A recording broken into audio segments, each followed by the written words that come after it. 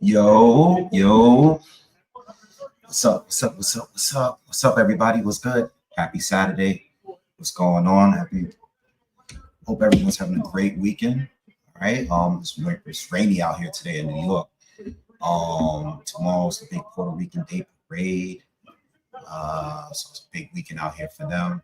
Normally, traditionally, we used to have big fights on this weekend here in New York. You know, back in the Miguel Cotto days and Felix Tito Trinidad. But there's no you know what? I guess Edgar Belanga could have had something for this weekend. I don't know why they didn't do that. But you know, it is what it is. What's up, guys? Rocket, what's up? CJ? Nah, my pops is not here today. He won't be here tonight with me covering boxing. Yeah, it's just gonna be me today. I'm gonna just cover these last two fights on this card, and then later on I'll probably be on for the majority of the card later on this evening. So I'll be back again. I didn't want to get on early. I was home, but I didn't want to get on too early because I knew I was gonna be on a while later on covering the card later tonight. I actually just dropped an updated Keyshawn Davis video, you know, where I kind of just spoke on, you know, how I feel moving forward with Keyshawn Davis and how he should address this whole situation. You know what I mean? You know, they're saying that Edwin De Los Santos is going to receive his full purse, which is the right thing to do. You know what I mean? But we'll talk more about that. The co-main event is on right now. With two guys I'm not really familiar with, you know, Liam Dillian and Pierce O'Leary. You know, I don't really know neither one of these guys. I know O'Leary is the up and coming star from Ireland, but I don't believe I've seen him fight. So I'm not really familiar, but this is the last fight before the main event. And to see how it goes. I mean, I checked a little bit. Oh, O'Leary caught him with a good short right hand counter. I checked a little bit out on O'Leary on YouTube earlier today just to see, you know, who he was. And it's kind of like a short, fast fighter. But I didn't see anything that like really stood out to me. Let's see how he looks tonight. Good right hand from Dillian. Where's Dillian from? He looks like he could be Irish or Scottish. He's from the UK. He's from London. What's up, Fur Hat? He says, "Who you got in this big one, man?" I got Fabio Wardley. You know, I did a breakdown last night. What's up, Pepino? I did a breakdown last night on the live, and I basically said I think Huni could outbox him, but it's like he's gonna get caught, and how he handles getting caught makes the difference in the fight. You know what I mean? It's similar to, you know, Nate Gorman and Frazier Clark. Like Frazier Clark went the distance to him, even getting knocked down in the first fight. And they made it a draw. You know, I think Clark might have won the fight by a point. But, you know, at the end of the day, I didn't think it was a robbery or anything like that. But Frazier Clark was outboxing. You know, Warley is still learning on the job. I mean, he's getting pretty high up there in the rankings. But he's not a guy with a lot of experience. You know what I mean? He wasn't an amateur fighter. You know, he basically went straight into the pros. So, but we got some big news, and I just didn't have enough time to do content on this. But according to Mike Coppinger from ESPN, he announced today that Moses Aitama is going to be fighting Dillian White on August 16th. August 16th. I feel like everybody's fighting on August 16th. What's up with that? Anyway, Dillian White and Moses Atama is going to be facing off against each other in August. That's crazy. I mean, that's a huge step up. I mean, Dillian White at one point, whether you feel, whether you like him or not, at one point, Dillian White was a top 5 heavyweight. And for Moses to get that fight, even though Dillian White is, I mean, he's arguably a top 20 fighter at this point in heavyweight. I mean, I really don't know how to rank him. But it's definitely a huge step up. But Dillian White at the same time, Dillian White right now is not, he's definitely past it. But it's a great opportunity for Moses Atama because I'm sure at some point Dillian was going to get a big fight with somebody, and I thought it was going to be with Lawrence Okoli or maybe Anthony Joshua or something like that, like a rematch with Joshua or something, maybe with Parker. But he's going for Moses, and that's a big fight. That's a big jump for Moses, and I think Moses is going to win. Is Moses going to win? I think Moses is going to knock him out. Because White, I think, like I said to you guys the other day with Moses, I don't know how great of a chin he has. I don't know how he looks in the later rounds because he's been knocking everybody out really quickly. But I'll say like this. Moses, to me, and I said this on a video the other day, Moses, to me, at the point he is in his career right now, look better than what AJ, Parker, and White looked when they were prospects. I think Moses looked better than the 3 of those guys were. And I'm saying that because when I started this channel, I came in at the time when those 3 were just getting started as pros. And I think that Moses, comparing him to what they were in the early parts of their career, not when they were championship contenders and stuff like that. Like starting out, I think he looks like he has more potential. But we just gotta wait and see how he looks. I do think he's gonna knock out Dillian White. Dillian White hasn't looked like himself in a long time. I think the last really, really good win with Dillian White might have been the Derek Chisora rematch, which is a fight that I thought he was losing before he knocked out Derek Chisora. So that fight is going to be on. Let me just pull up. No. The last really good win was against Oscar Rivas, and I think when he popped on that test, right? And there was a whole bunch of controversy as far as that test against Oscar Rivas. He beat Oscar Rivas. I think that was a really good win, very dangerous fight. After that, everything went downhill because it was a long investigation with that fight. He came in and fought Marius Walk. He was completely overweight in that fight, looked terrible, but won. He went on to fight Alexander Povetkin. Obviously, Povetkin knocked him out in the first fight. He won the rematch. And then he got knocked out with Fury. I mean, things just didn't go good from there. I mean, he beat Jermaine Franklin in a fight that was debatable, in my opinion. A draw at the very most. I don't think White won it. Christian Hammer, he fought.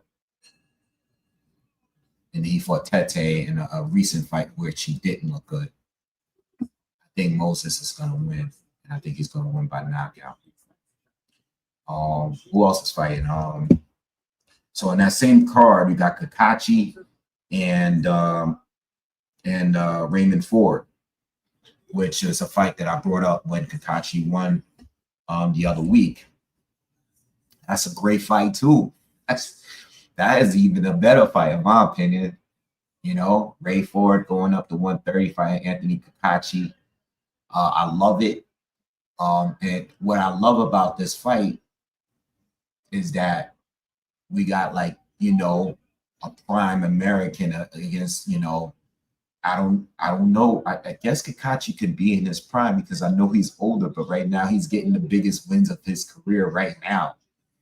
So a lot of those UK and the American fighters from 126 to 130, right? They've been sticking to fighting other UK fighters or fighting other American fighters. They haven't really been, unifying, and they haven't been fighting, across the map. Like, it's been just everybody's just been doing their own thing, staying in their own lane. I like the fact that Ford is going to be fighting Kakachi. I don't know if a title's on the line for that one, but I love the fight. I don't even care. I love the fight. I love to see that fight. I can't wait to see it. That's going to be an excellent fight. That fight is going to be fire. I can't wait to see it. That's going to be on the same card. And then you also got Sam Goodman. He's going to be going up to fight. What's this guy? Nick Ball. So that's going to be a good fight too. Not as good as the other two in my opinion, but it's still a solid fight. Sam Goodman was supposed to fight Naoya anyway twice.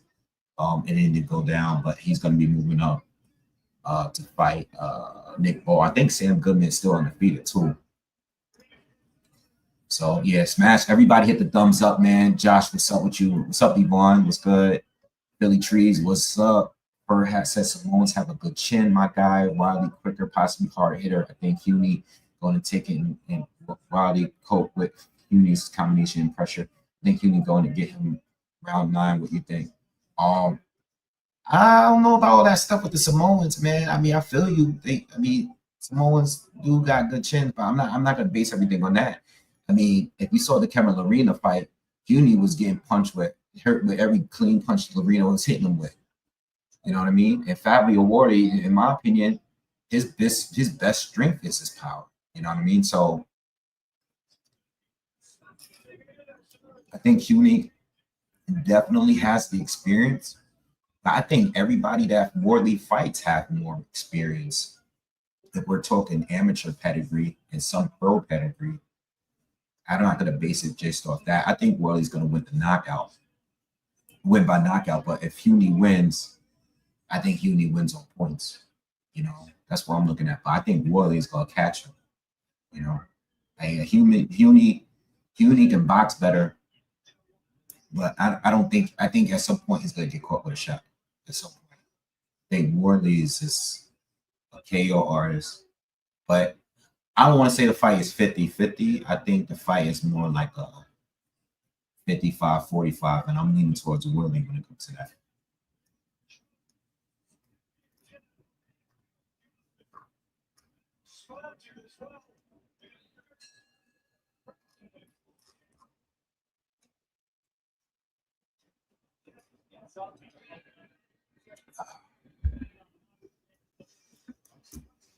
But we'll see. I think it's a good scrap. I think Huni's going to start out faster, though. Huni's going to win, I think, the first 2, maybe 3 rounds.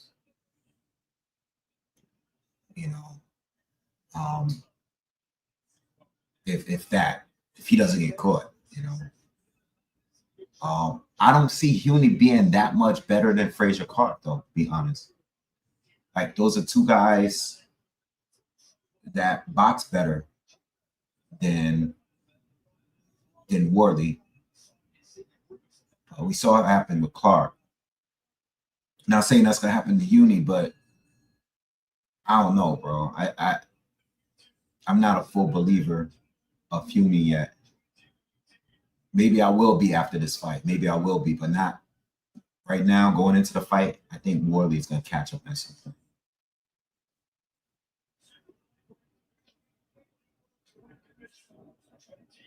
Yeah, I know Jai Opetaia is fighting tonight. That's tomorrow, I believe, over here on my side. I think that's tomorrow.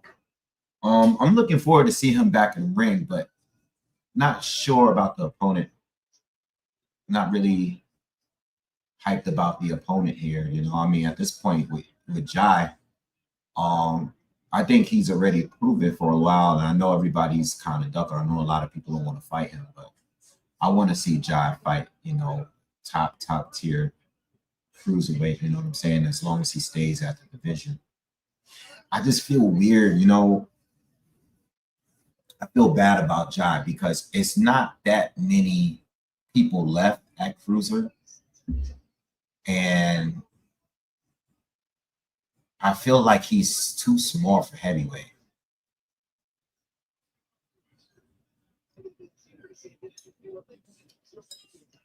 I don't view Jai like the way I view Usyk.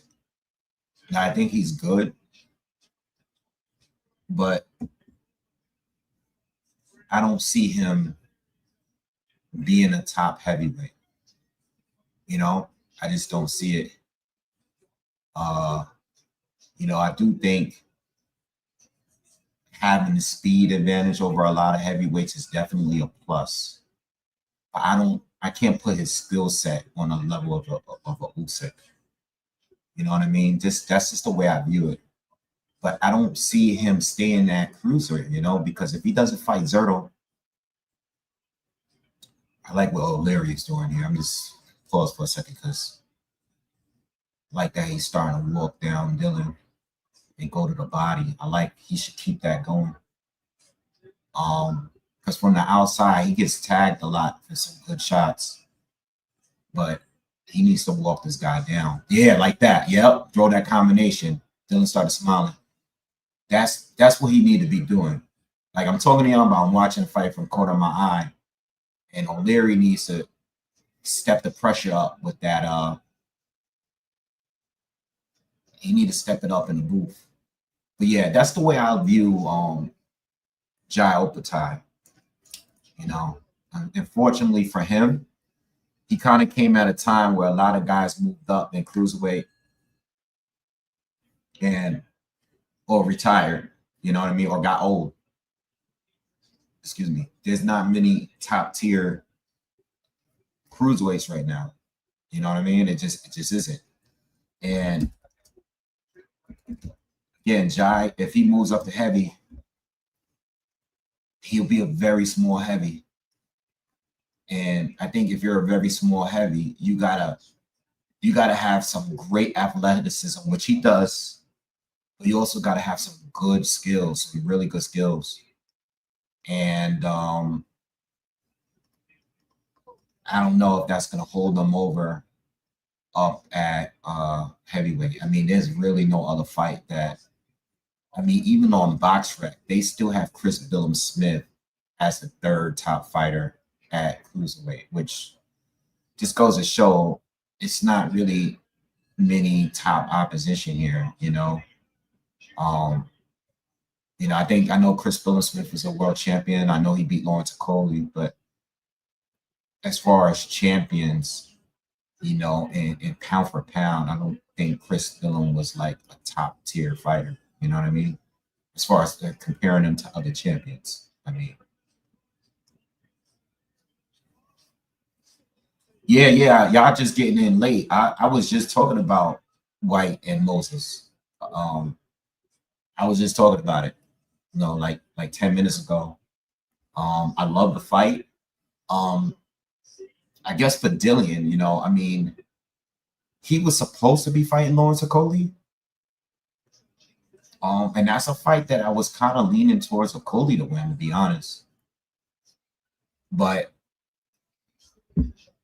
I thought that fight was a more closer fight to call. But he's going to be fighting Moses. And even though I got White losing by KO, if White happens to end up winning that fight, and I know he's past it, but if he can at least find a way to get him best in the best physical shape that he can be at his age, at this point in his career, and is able to time that hook and catch Moses, that will put him back in the conversation of a big fight. You know, because it's risky because this loss might end his career. but the risk is worth it if they're paying you right, and if you actually get the win here and beat who I believe is the top, best looking, up and coming heavyweight in the world right now, Moses Atamo. So I think the risk is worth it. I wasn't expecting that kind of fight for Dillian, because I figured he would use his name in order to somewhat get himself another super fight with a big name as well. But I guess not.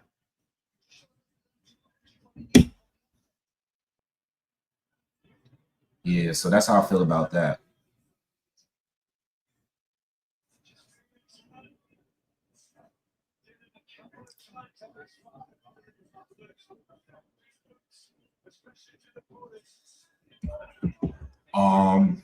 I don't know. Good question, Philly. I'm gonna tell you right now, though. I gotta do a breakdown for Usyk and Triple B too. And don't ask me where I'm going with it, because I'm not sure. I'm not 100% sure. I have an idea, but I'm not 100% sure. But I'll say this. Those guys are fighting mid-July, right? Or towards the end of July. In my opinion, the only fight that makes sense, and I know Parker is lingering around, I think the only fight that really makes sense right now is Caballero against Parker. You know, because if Triple D is tied up with you know, Usyk, the only fight that makes sense for me right now is Caballero and Parker. I mean, those two right now are definitely the other two top guys, and they've never fought. Parker, all the momentum. Caballero, all the momentum right now. The only fight that makes sense at heavyweight that has not been agreed on is Caballero and Joseph Parker. Joshua and Fury should fight each other. If Fury is entertaining a comeback, he should be fighting Anthony Joshua. I don't think there's any other fight for Fury right now that makes sense.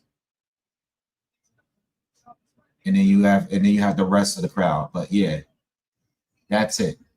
That's the only thing I can say.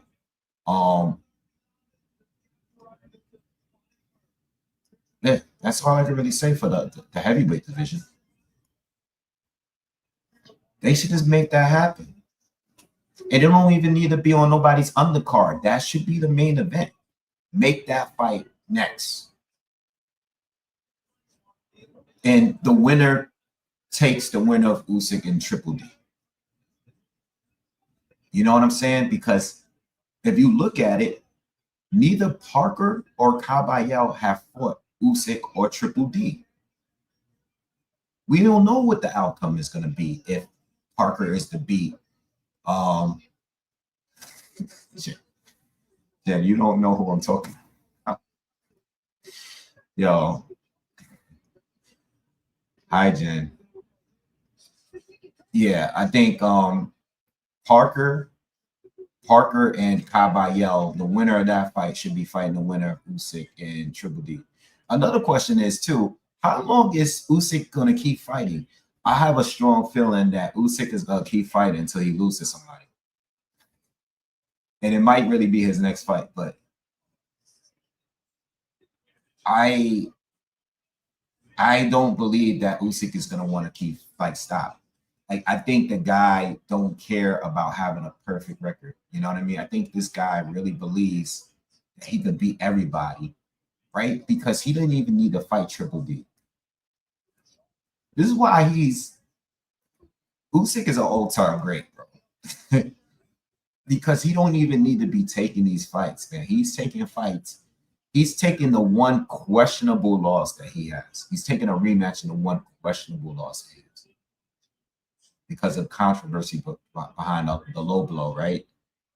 He got a win, a knockout win recorded over Triple D.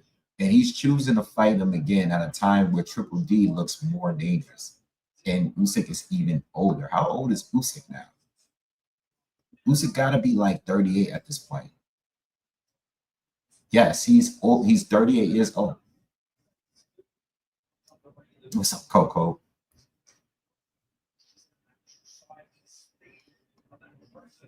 Philly Cheese Usyk retires soon. He is 38. Will he retire soon? Will he? I don't know. I'm telling you, if he beats Triple D again, he may really not. It's something with that guy. Like I just think he wants to fight.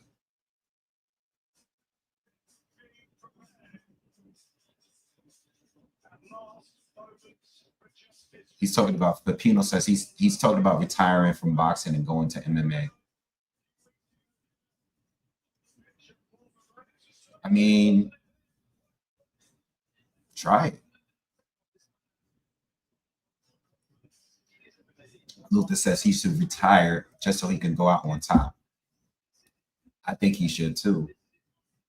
But I mean, I think it's fire at the same time that he's not really afraid of taking an L, potentially taking an L.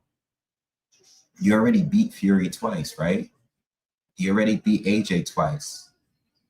He already beat Triple D. He already became undisputed at cruiserweight and heavyweight. He really doesn't have a reason to stay. But he think he's that nice. Like he thinks he can just keep winning.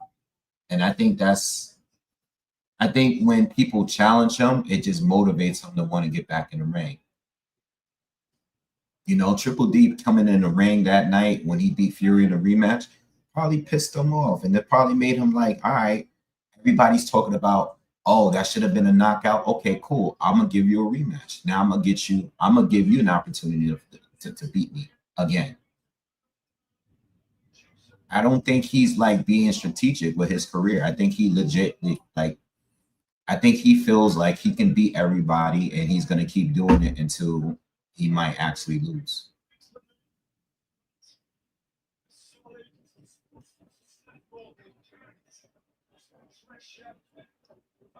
I don't think he's going to retire, Ralph. I think you're saying it right. I don't think he really wants to retire.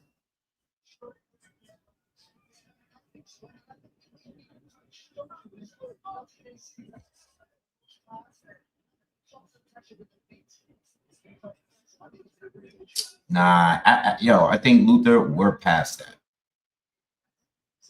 The few people that's left that's downplaying him, it's just they got something else going on. I think it's clear at this point that he's one of the best, if not the best, he's one of the best in our generation. I think resume wise, I think he's the best. I think he has a flawless resume. I mean, in 23 fights, he has and I've said this on the live before. In 23 fights, he literally has done the best work in just 23 fights than any other fighter I've seen. There's no fighter that has that kind of resume with just 23 fights. So anybody's trying to downplay that, I don't even want to listen to them. They don't know what they're talking about. Like as far as like who you believe is pound for pound, like, or who do you think is more skilled pound for pound, that's debatable, right? It's just based on preference. But when it comes to resume, right? Resume, 23 fights, becoming undisputed in cruiserweight, in the tough cruiserweight. I think the most relevant cruiserweight in probably decades, right? For him to become undisputed in cruiserweight the way he did in a tournament setting, and then go on to go to heavyweight when Fury and Joshua is still active, Triple D is becoming a menace, and you beat all three of them, how are we going to sit here and say, how are we downplaying his achievements? That's crazy. No one else in boxing has been doing that lately.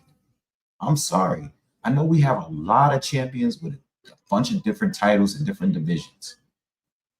and that's cool. But as far as resume, I think Usyk has the best. Resume alone, he has the best. Allen, 100%. And I've said this as well. I said this. I probably said this a couple years ago when Usyk first, probably around the time he became Undisputed Beat Fury. Usyk has a way better resume than Lomachenko. Similar amount of fights, but the levels of like quality is way above what Lomachenko is. It just is. And that's not trying to downplay him at all. Like Lomachenko is going to be a Hall of Famer. I mean, he's going to go down as the greatest. Well, he's definitely one of the greatest, not the greatest amateur of all time. But Usyk's professional career is way better than Loma's. It is. There's no denying that, bro. And Lomachenko has a great resume. I mean, he beat some really good fighters. He did. But Usyk is elite and compared to everybody, I think. You know, the only somewhat questionable win that he has is the Dubois one. And you got to understand, even though a lot of people believe, I remember when I first watched the fight, I didn't think the punch was low. I think a lot of us did. I think most people that was watching that fight live didn't think it was low. Watching it on replay and watching it from different angles, to this day, I still say it's questionable. There are probably some referees out there that probably would have let that be a knockout or a knockdown. I say knockout because I doubt Usyk was going to get up with the amount of pain he was in. It was a borderline punch. It was borderline. I've seen way lower blows than that. It was a borderline punch. With that being said, he still, people forgetting the fact that he still went on to stop Danny Dubois. He stopped him. He didn't win it on the points. He stopped the guy. People forget about that part. As hard as that blow was, people are still forgetting that he didn't win a tight, close decision after a knockdown that should have been counted as a knockdown to people's eyes. No, he went on and stopped the guy. He beat him up and stopped the guy. You know? That guy's, I don't know how people be hating on him. I don't know how people be hating on that guy. Seriously. He's a very likable guy in every way. I don't know how anybody can hate that guy. That guy is literally nearly perfect. Like there's nothing wrong with that guy. He's a nice guy. He's respectful. He's classy. He's a great fighter. He's fighting the best. He's taking risks. He's not ducking no smoke. You know.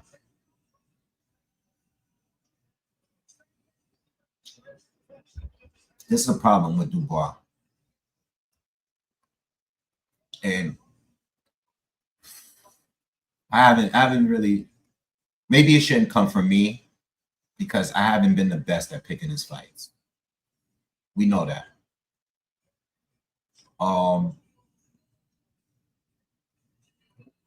He lost to Usyk and he has a 3-fight winning streak, KO. And they're all great wins. Well, two of them are really good. Gerald Miller, he beat Gerald Miller. I think a lot of that win had to do with timing.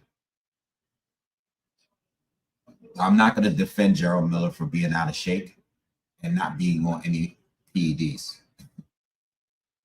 Filip Hrgović, the way he beat him was very good because Daniel still got punched a lot, but he outwilled Filip Hrgović.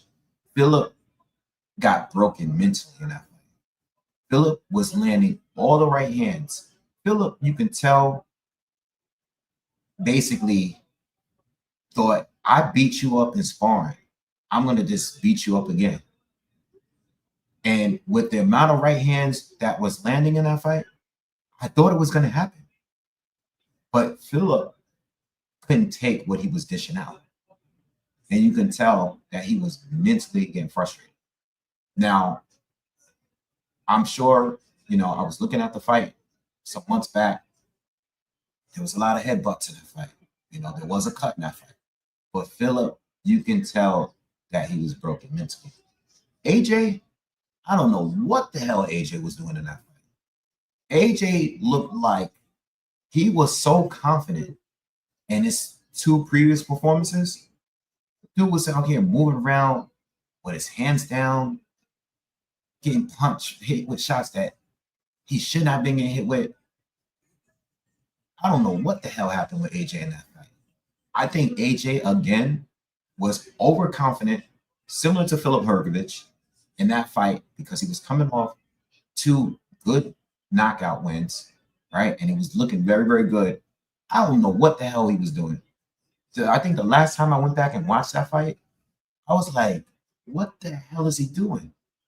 Like, why is he circling around Triple D with his hands down?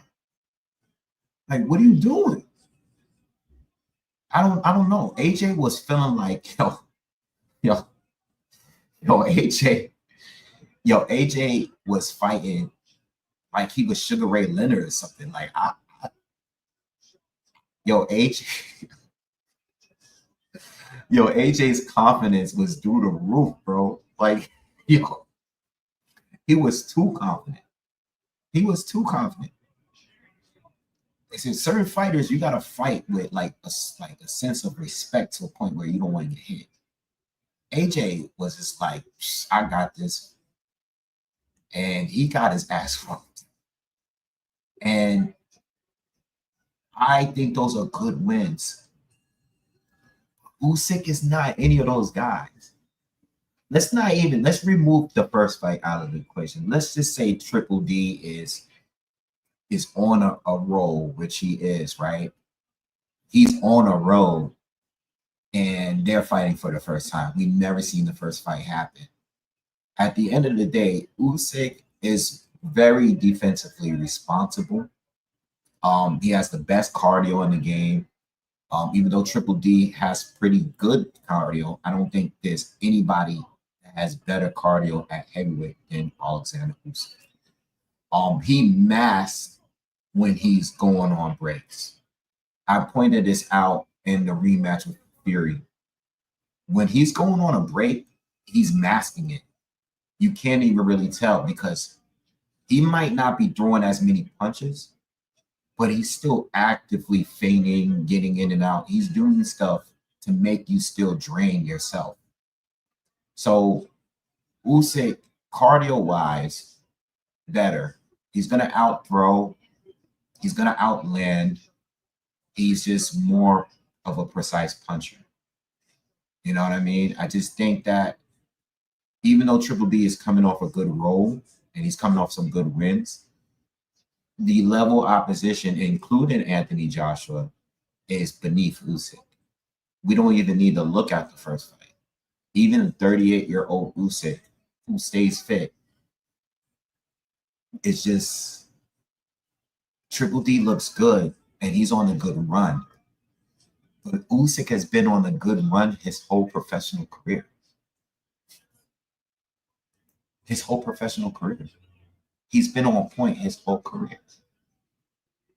And he's not the one to slack in a fight because he's feeling confident. No, he has either performed just as good as he has in his previous rematches, if not better. Usyk, I just think that, even if the Triple D does a little bit better,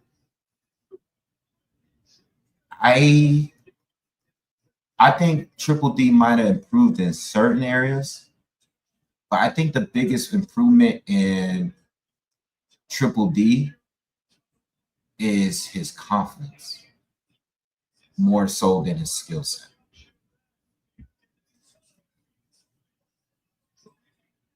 So that's how I feel about that fight.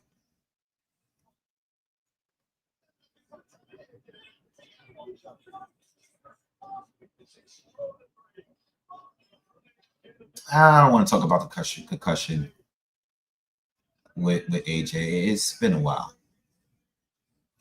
You know what I mean? It's been some time.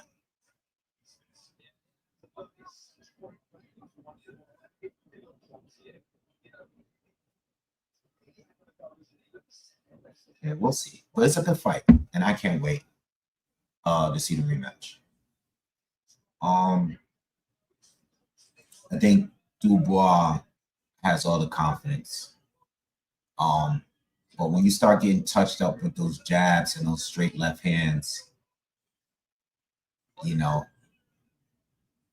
someone can remind you of, like where you really belong. One thing about Triple D that I don't think Triple D, even if he's losing early on, I don't think it's going to stop him from wanting to let his hands go. I think Triple D is going to keep firing off for as long as he can. Whatever works for you says, I would have preferred Parker versus Usyk. Yeah, and I thought for a moment that was going to come next. I would have loved to see Parker against Triple D, But, it is what it is.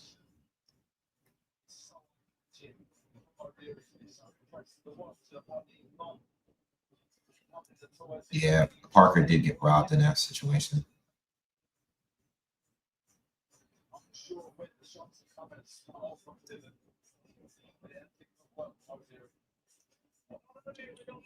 I agree. I disagree with you there. I don't think he is lucky for getting past John.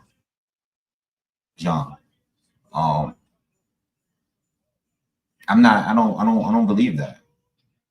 I think it's pretty clear how to beat Gilles Jean. And as he continues to age, he's going to continue to be beatable.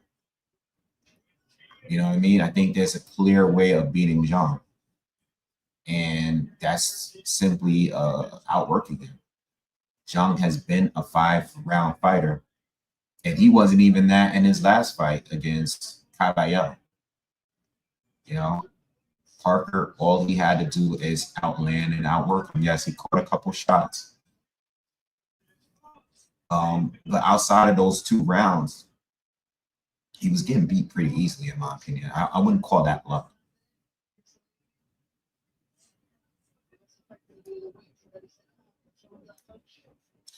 So we're in the 11th round between O'Leary and Dillian.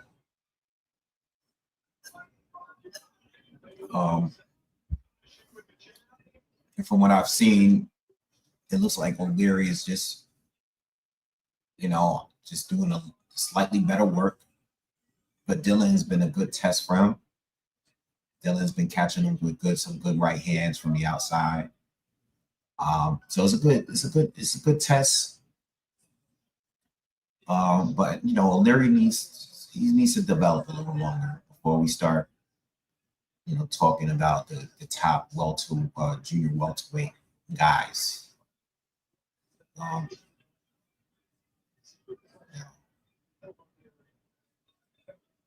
But this will be the last fight before the main event.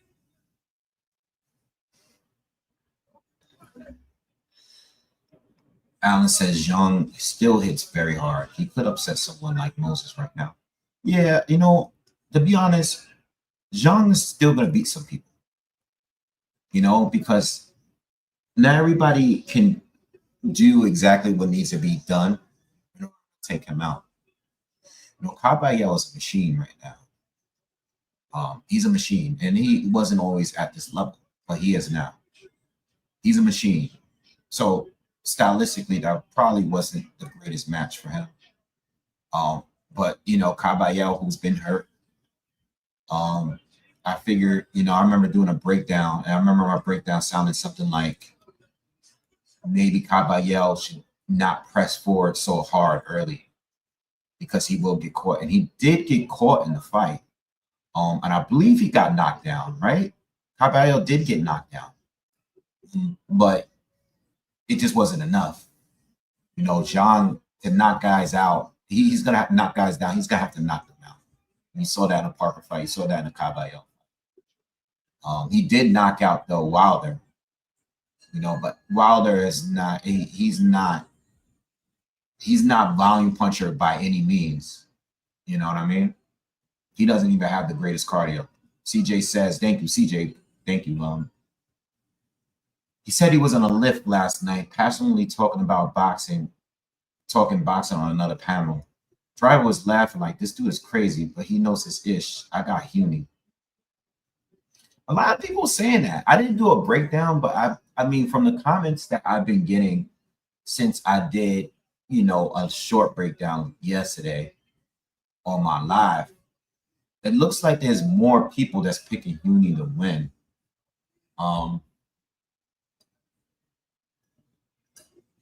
And I think a lot of that has to do with people just not really respecting Wardley's boxing skills like that.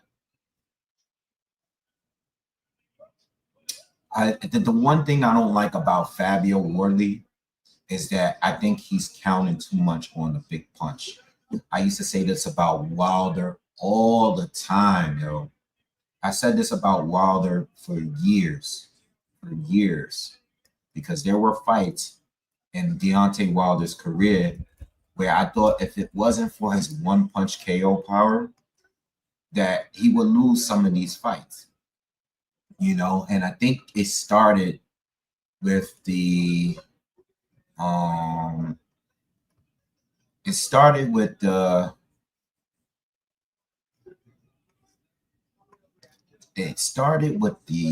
Spilka fight. The Arthur Spilka fight that was out here in Brooklyn, where Tyson Fury jumped in the ring, right? He almost decapitated Spilka. But that fight there was the first fight that I said Wilder might arguably be losing on points before the knockout, right? I think I might have had the score like 5-4 or something like that. Like, you know what I mean? Like, it was close. The rounds was close, 4-4 or 5-4, something like that. And then Gerald Washington, I thought Gerald Washington won the 4 rounds before he got knocked out. Luis Ortiz, another fighter, before he got knocked down late, I thought he was edging the fight.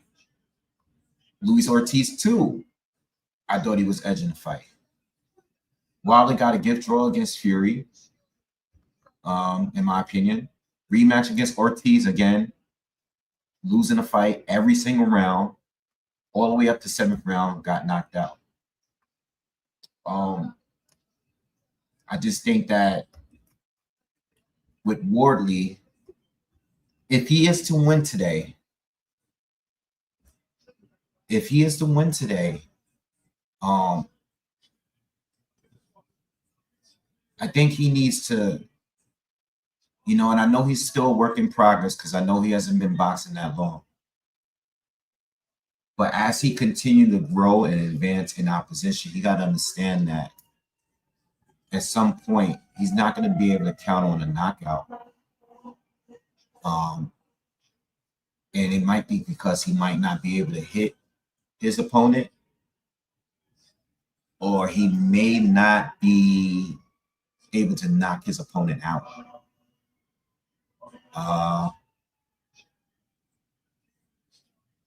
Gorman was busting him up bad in those 3 rounds, right? You guys remember that fight? Gorman was busting him up bad those couple rounds, and then he just went crazy and turned it to a street fight. Just started wailing on this dude, and he stopped him. But Gorman was busting him up pretty bad. Even Clark in the first fight was busting him up pretty bad too. That might happen today, but he's always found a way to use his power to make a fight, either make it more competitive or get the stoppage. I still got Warley though, by the way. Yo, The Ortiz Wilder fight was so dope. That was one of my favorite events I went to. I remember I picked Ortiz to win. And he almost did. He did rock Wilder in that round, and they gave him some time to recover going into the next round and everything. I remember going to the fight. We went to Brooklyn to the Barclays. I remember recording a post-fight review. Everybody had jokes on me, like, Wilder won. Everybody was calling me a hater. I was like, I wasn't hating on Wilder. I just thought Ortiz, you know, good amateur, southpaw, big puncher. Just thought he would beat Wilder. But it was a great fight. That was, I mean, outside of the Fury trilogy, I think the Ortiz fight was probably his best fight. Definitely his best win. But his best fight too. That was a fire fight. That was great. But yeah, Wardley, you know, I can't just sit here and say, oh, Warley got to box better. Warley's boxing on a pretty high level for a guy that don't have much boxing experience. You know, because there's a lot of guys that cross over into the sport. You know, they just start boxing late, or they come from a different sport. They played football, they played something else. They were already athletes, and they decided to want to try out boxing.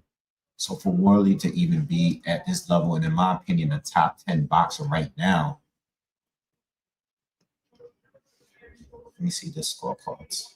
160, 112, 115, 113, 117, 112. Unanimous for it's going to be O'Leary.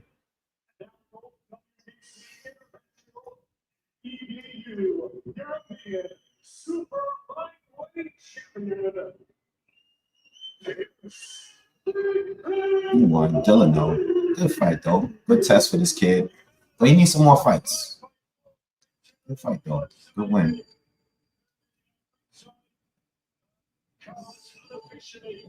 So, main event coming up next. Yo, all right. So, before the fight starts, who you guys got winning this fight, man? Because I know there's a lot of Huni people in here. All right, just give me a last. Let's get a last little pick on who you guys got. Who you guys got, Wardley or Huni?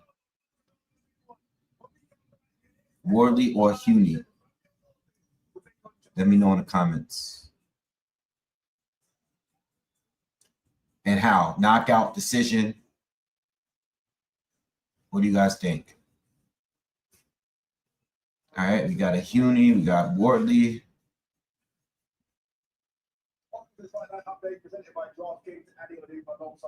Pino got Warley by KO.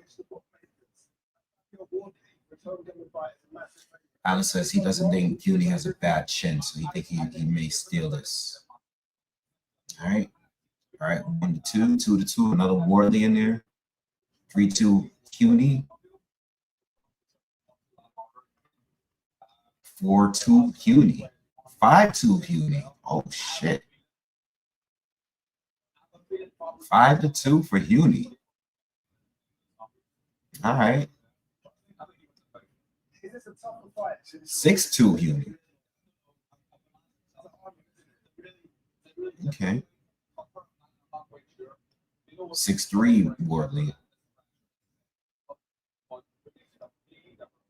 He got Huni by stoppage. Shit. Damn. All right. I got Warley. Warley KO. Warley on KO. Warley by KO. Mid rounds. Second half, early second half. 6th, 7th round. I got Warley. Warley by KO, Huni by points. But I got Warley by KO.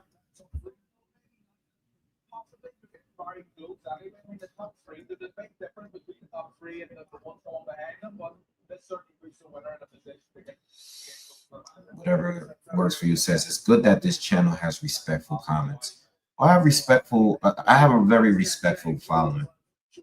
Every once in a blue, when I'm live, I get one crazy person on here that just pop up and start talking crazy. But honestly, I have like the best following.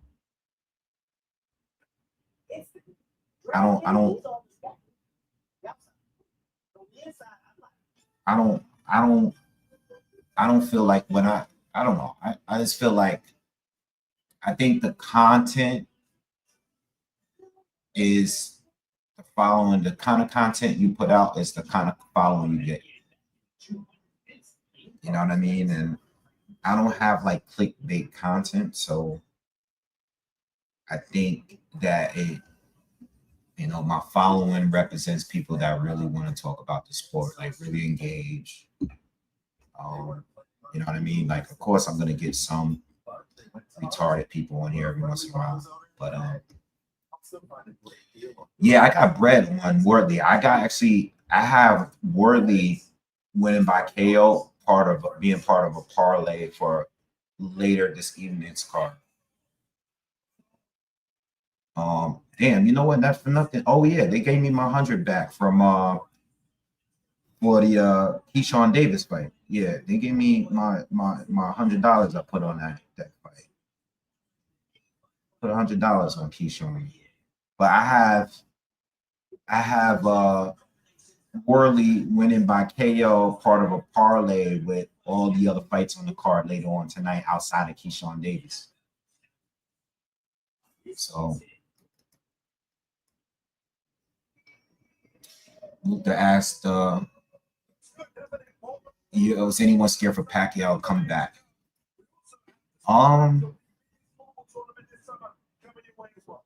Not really.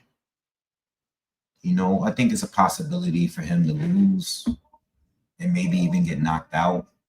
But honestly, I'm not gonna lie, bro, and I still have not made a video on this, which it just shows the lack of interest I have in it. But I'm not mad at Pacquiao if he's gonna get an opportunity by the WBC to fight for a title at the age of 46 and not fighting professionally for 4 years.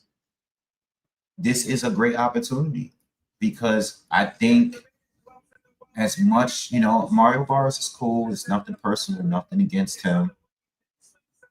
But at the end of the day, it's not a bad like choice in opponent. Like if he was coming back to fight Juwan Ennis, I would be a little concerned. If he was coming back to fight that guy, I'd be a little concerned. But I think Mario Barrios is actually beatable. And even though I think Barrios still might edge it, I'm not really sure. I still have Barrios winning though.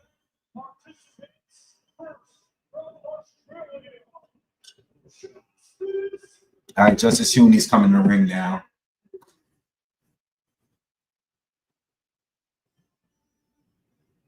Yeah, CJ. The only thing with this parlay that I don't like, but I'm already stuck. I'm already locked in. I'm not. The Kelvin Davis fight against Nahir Albright is one that's like 50-50. Because Kelvin Davis is good, but Albright might be a little bit better of a boxer, but he's not really active right now. I think Kelvin Davis is still like improving. That's the only one that I'm afraid of. I think, obviously outside of Fabio Wardley, I think Keon Davis is definitely going to win his. Troy Isley is going to win his, and Abdullah Mason is going to win too.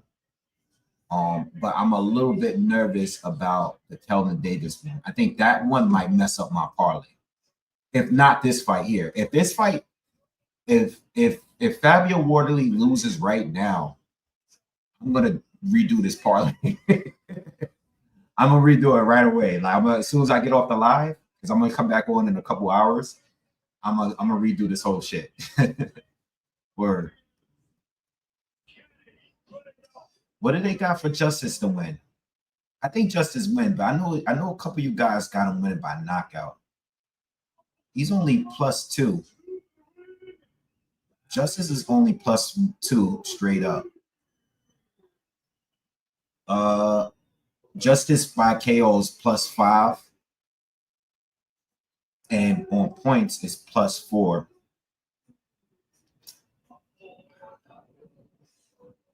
I don't know.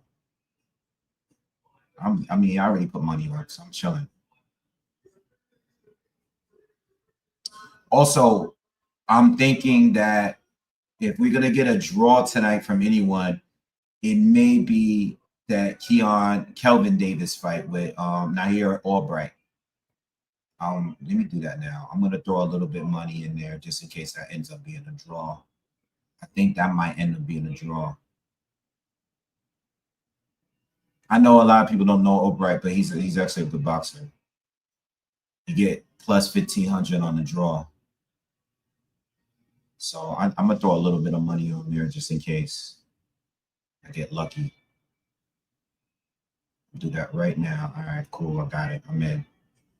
Just in case that messes up my parlay. All right. Justis Huni is in the ring. Fabio Wardley is doing his ring walk right now. You know who really disappointed me? Speaking of Fabio Wardley, you know who really, really disappointed me? This guy. I was really, really mad at David Adelaide. Not because he lost a fight, but just because of the way he was acting leading up to the fight and performed like that. Yeah, he's coming out the Roy Jones fight, song. David Adelaide, all of that like macho, you know, that was like the perfect example of someone that wanted to use, I guess, I don't know. I think he was just trying to psych out Fabio Wardley because he was acting super tough before the fight. And he just didn't perform like the way I thought he would. Damn, you guys really got Huni by knockout? Damn, you guys making me feel like I made the wrong pick. I think there's only like 3 people here that got Warley winning. You guys are making it seem like Huni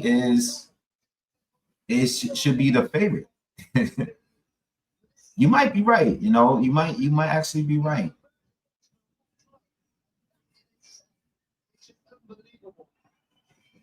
I'm banking off Warley catching him, not Warley outboxing him. I think Warley catches him at some point. Yeah, David Adelaide was pissing me off, especially when he got knocked down and he's laying on against the ropes and he's sticking his tongue out and all that. I'm just like, bro, I couldn't stand the tough, you know, he just, I was disappointed.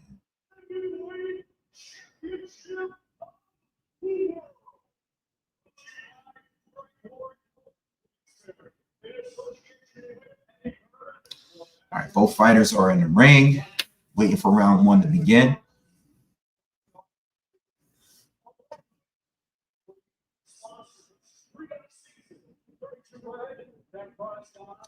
Pino said Warley coming out to Roy Jones. It's already over. We'll see, man.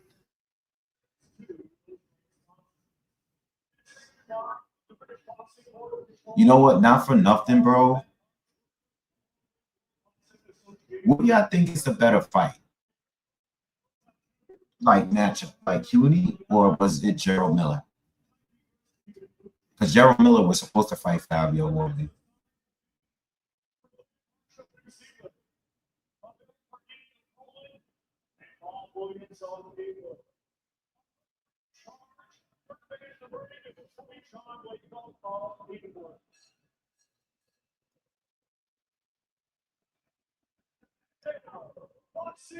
Like for Wardley against Gerald Miller, like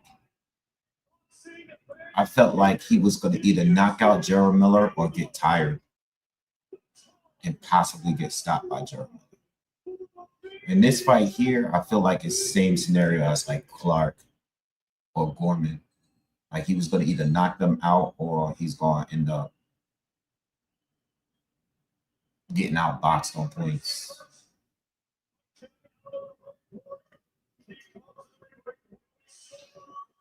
Nah, I like Kent. I like Kent.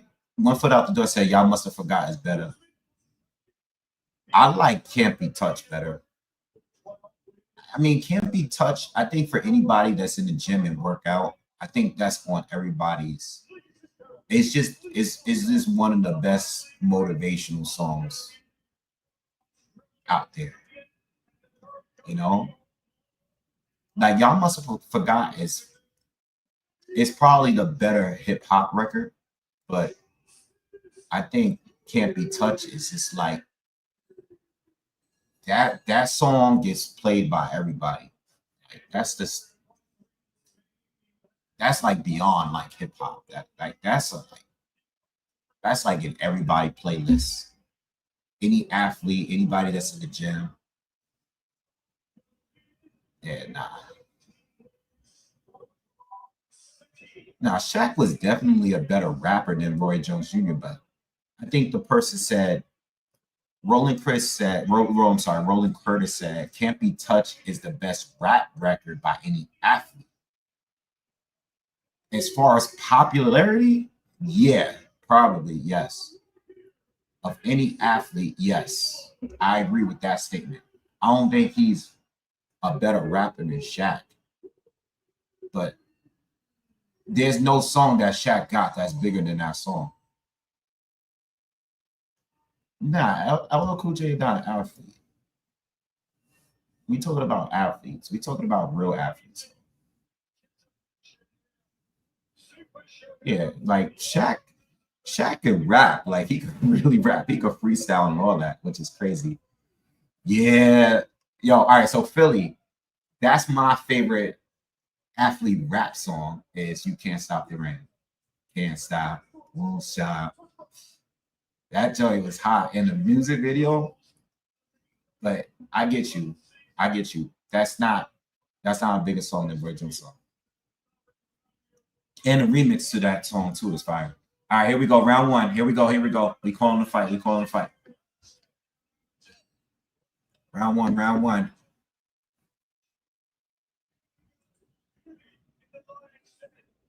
Here we go. Warley already throws a right cross, didn't land. Another right cross from Warley. Raises Huni.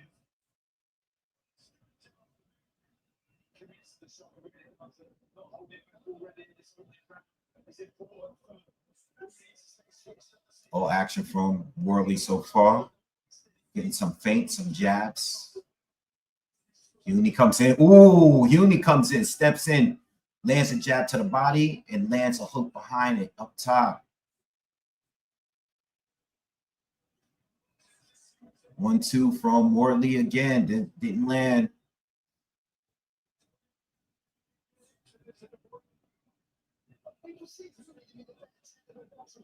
A lot of jabs from Warley to start this first round. Huni looks very relaxed though.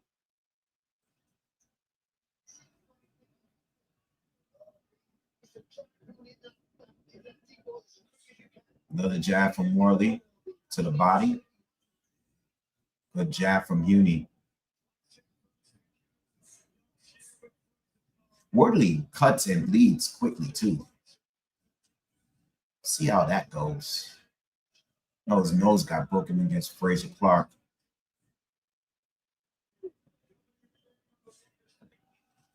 Good jab from Huni. Huni looks very relaxed. Warley's doing more work, but Huni is standing his ground. Nice hook to the body from Huni.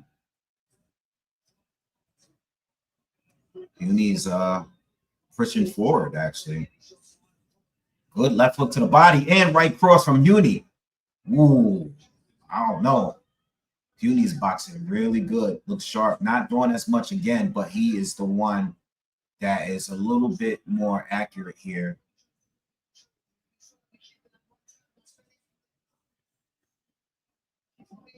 I mean, it's pretty clear that Huni is the better boxer between the two, just from what we're seeing in the first round. Warley got to relax too. As far as he took another jab just now. Don't want to burn himself out. Who looks bigger? I don't think size is really a factor here, to be honest. Like Huni looks a little chubbier up top, but I don't know if he necessarily has like a bigger frame. You know what I mean? I don't know.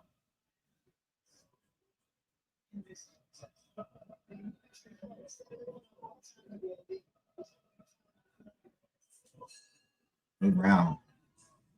Good round. I gave Huni the first, man. Huni didn't throw nearly as much, but his punches were cleaner.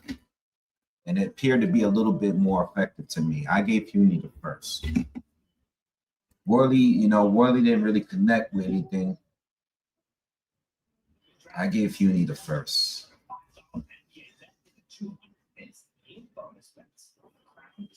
Warley gotta relax. Huni looks very, very relaxed. So he's fighting. He's fighting. He's looking like he's the seasoned guy.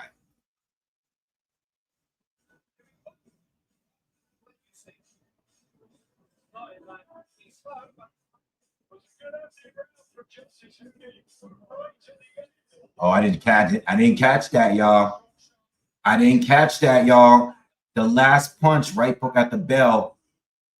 Oh, Warley caught him with a short right hand counter right before they walked to the corners, and it kind of rocked Huni. His legs was unsteady. I did not see that until just now. He looked like he got buzzed from that shot. He did get caught. So I'm just putting it out there. I think Huni won the round, but that right hand at the end was definitely the biggest shot in the fight, and it definitely hurt Huni. So he got buzzed. They just showed the replay.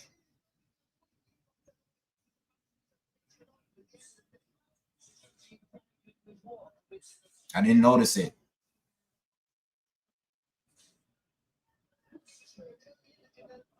All right, so we're in round two.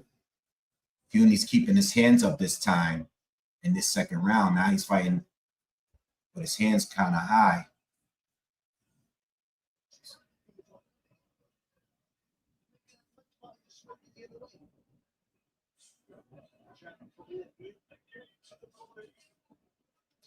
Warley's still boxing well. I know I was saying that he's not the better boxer between the two, and he's not. But you can still tell that he's improving. He's feinting. You know what I mean? He's probing a little bit with that lead hand. I think he needs to change the speed up on that jab a little bit.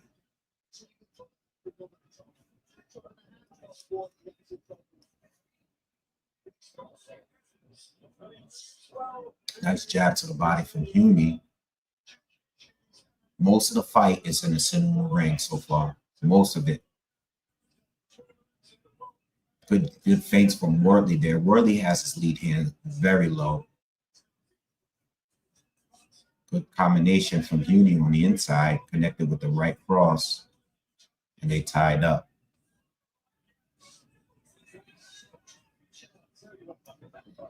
Watch out for the rabbit puncher, Huni. Ref warned him. 50 seconds ago in the second. Huni lands a right to the body.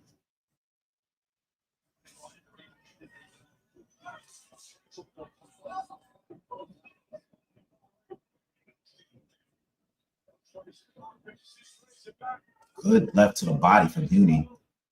Huni's has definitely been going to the body of Fabio Wardley.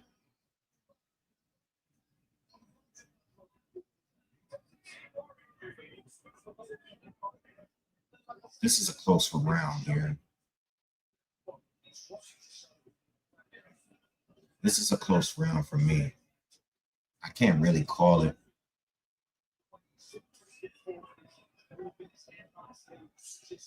I'm thinking giving that round to Fab. Barely.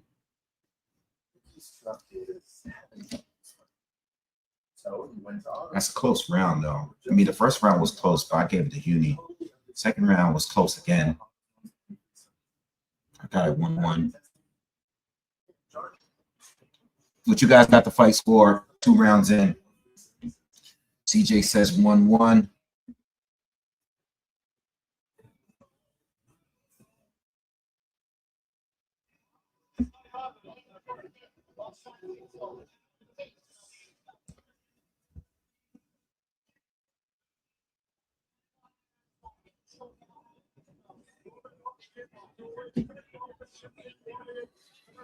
Remember, I'm gonna be on live again later on this evening. All right, for the now the Abdullah Mason card, because Keyshawn is not fighting, but I will be on later for the ESPN card.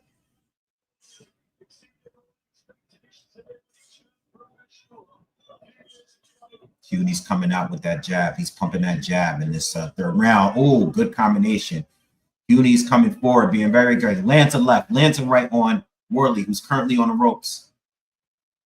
Huni's coming forward. He's being very aggressive here.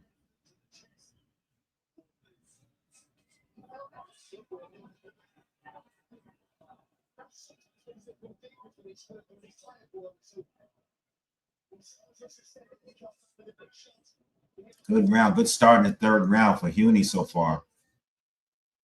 A lot of pressure on Wardley. Good defense from Huni as well.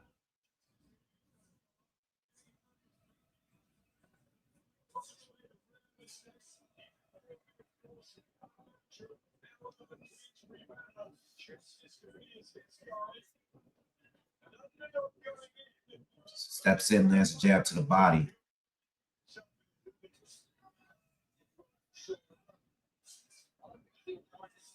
Huni's really showing his experience in his third round.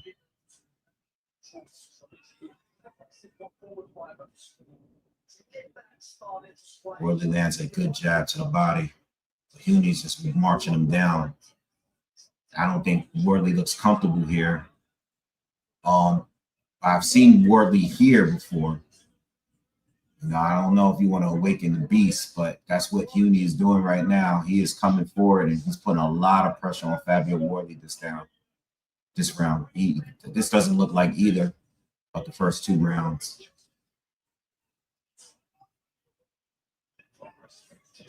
Huni is walking him down, and he has him pinned against the ropes here. Good combination from Warley on the inside. Caught him with a.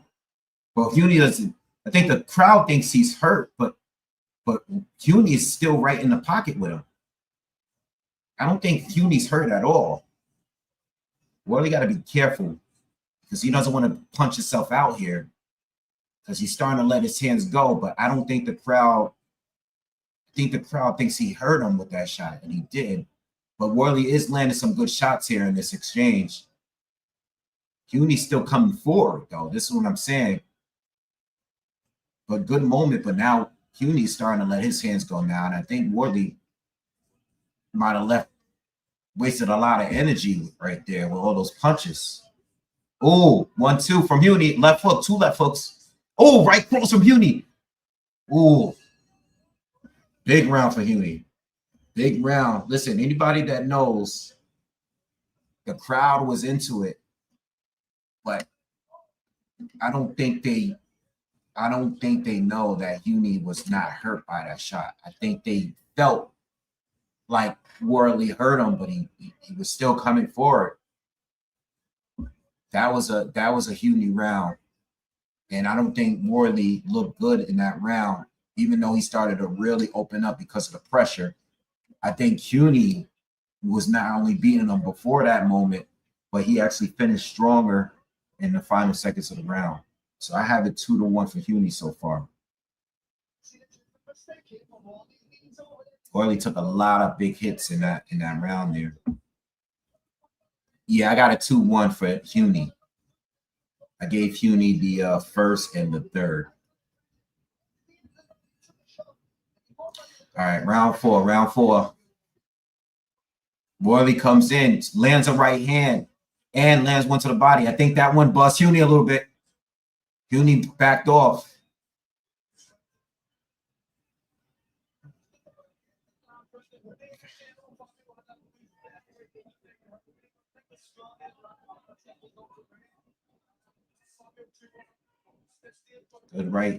Good start for Wardley in his 4th round. Landing a few body shots too. Carl Frampton has it 2-1 for Wardley. He gave Wardley the first 2 rounds and Huni the 3rd. I actually thought Huni won the 3rd.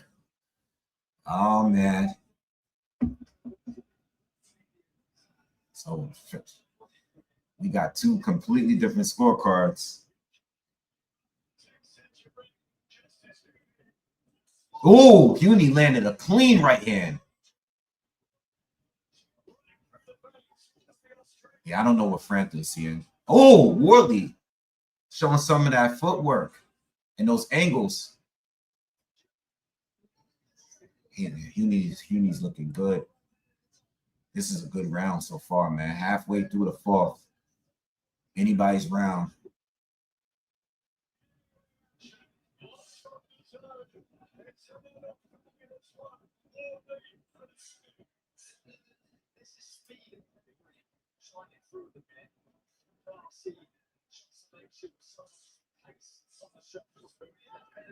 Warley's biggest issue here is defense. I mean, he can't slip anything. You know, for a guy that keeps his fights with his hands low like that and don't really have the reflexes to get out. I mean, he's just catching whatever Huni is throwing at him. Whenever he throws, that was low. That was low. The ref didn't see it. Ref is on Huni's back. But Huni got Warley to the ropes, threw a couple of hooks to the body. One of them was very low. Another one, Huni's going to the body, walking forward, walking back to walking Warley down. Warley responds with 2, but Warley doesn't look like he likes those body shots, man. I don't like his body language here. He's tied up.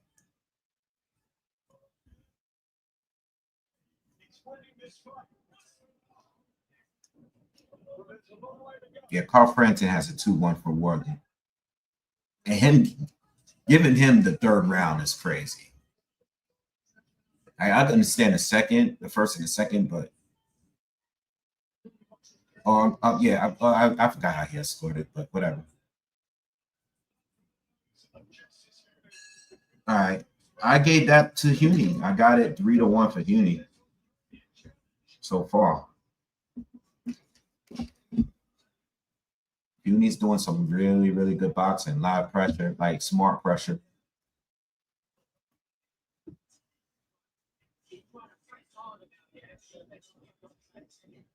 How do you guys got it? How do you guys got a score so far? Let me know in the comments. Please, everybody, please, if you could do me the favor and hit the thumbs up for me real quick. Appreciate that, man. Hit the thumbs up. Hit the thumbs up. Everybody just smash that like button real quick. Thank you. We're going into round 5. Again, I have a 3-1 for Huni. I gave Warley the 2nd round. All right. 5th round. Let's see what happens here. Huni just seems to be the much better boxer, better pacing, more accuracy, the better accuracy. And the live odds are dead even right now. Warley being the favorite going into the fight. So that says a lot.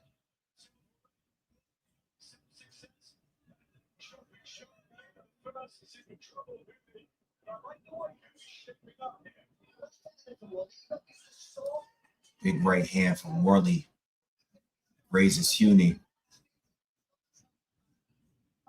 Huni's back to coming forward.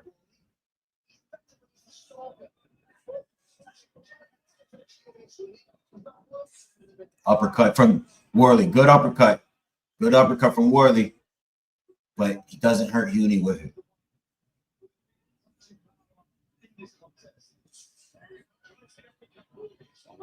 Warley looked at times like sometimes, at times, certain times in these rounds, he looks like he's tired.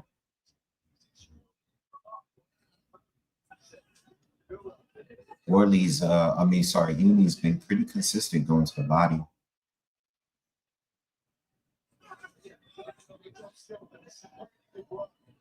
Huni's doing the better work, man. He's not throwing nearly as much as Wardley, but he's doing the better work.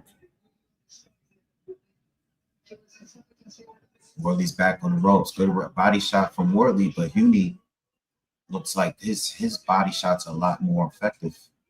Another body shot from Huni and from Warley. And Warley looks a bit frustrated. He looks a little tired too.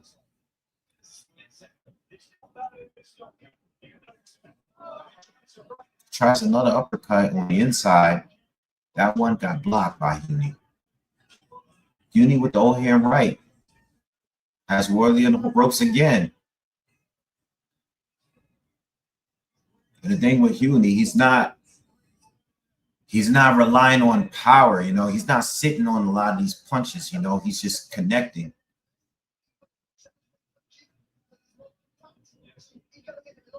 $20 seconds to go in the fifth. Another Huni round so far.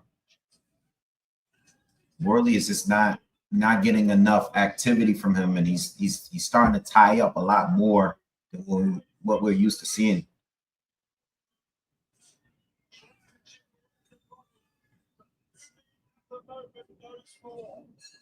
All right, another round in the bag. Huni gets the fifth. Yeah, Warley's in trouble. What's up, Aquia? What's up, Stormy? B-Man. I got it 4-1. Warley's starting to look like he's in trouble. As far as the points, I figured Huni would be outboxing him, but you know, I figured Warley will at least have a couple rounds. You know, it looks like it's as time goes, it looks like Huni's just getting better and Warley's starting to slow down. Warley just does not have the just don't see the punches coming his way, man. It's a lead hand down. And he's just taking the majority of these punches that Huni's throwing at him.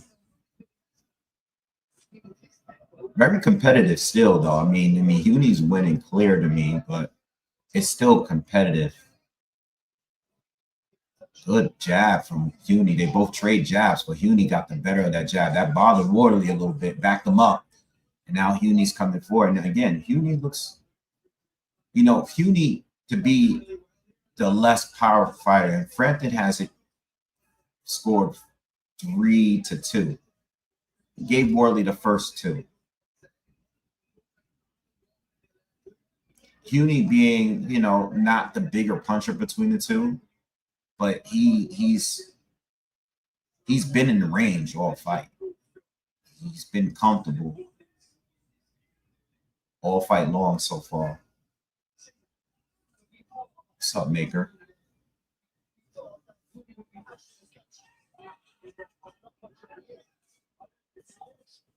Warley's back on the ropes, and Huni is just putting the work on him. Those jabs from Warley is starting to look slower and slower. He looks tired, man. And we're only in round 6, halfway through. Still got a lot of time to go.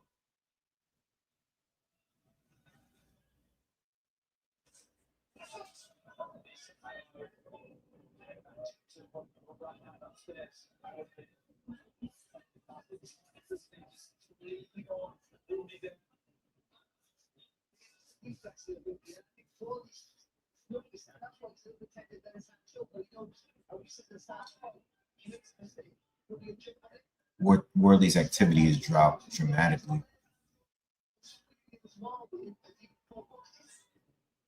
And Huni is just like, he's taking a break right now. You can tell.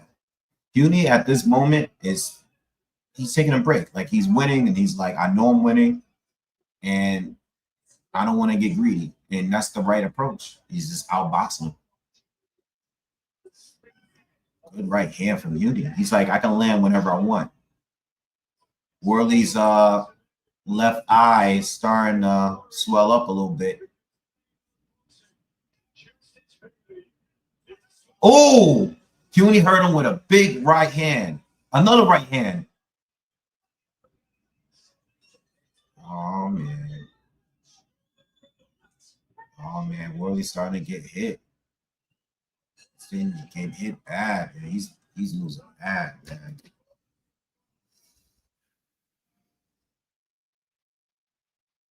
He's losing bad. He's losing bad. Maybe it's getting worse each round.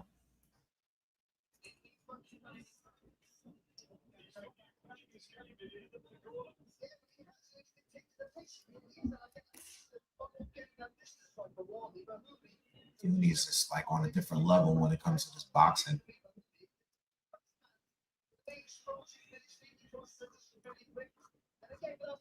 It's getting beat up.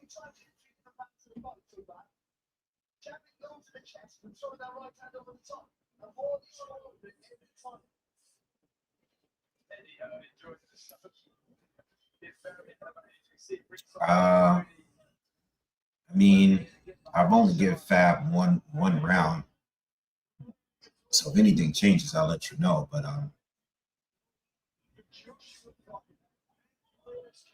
getting to a point, you know, and you know, Warley's still dangerous. So if you need, as long as he doesn't make any mistakes, he'll be all right. I mean, he's been coming at Warley all fight long. He's been coming straight at him.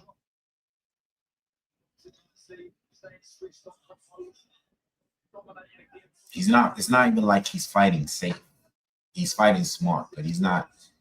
He's still pressing forward. He's been pressing forward the whole fight. He's just landed a good 1-2 and another right cross. And Warley again, you know, like I said a few rounds back, he's getting hit with whatever Huni is throwing at him. He doesn't have the reflexes to get out of the way with these punches for a guy that keeps his hands low. Huni hit him with a low shot. I think his mouthpiece. Huni's mouthpiece fell out. But Warley is the one that got hit.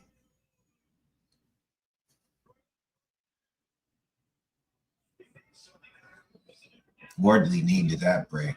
Because he was getting touched up pretty bad.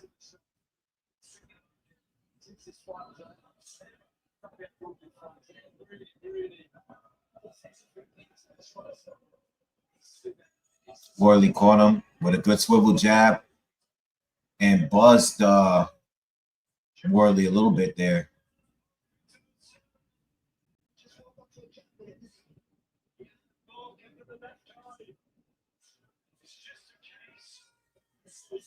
Good right hand from Wardley.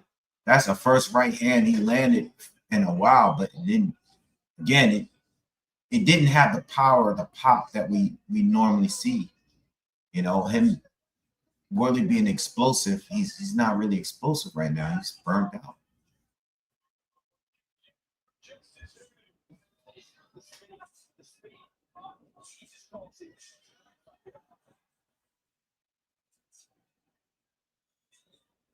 Warley's having a moment right now. He's having a moment. He's letting his hands go here.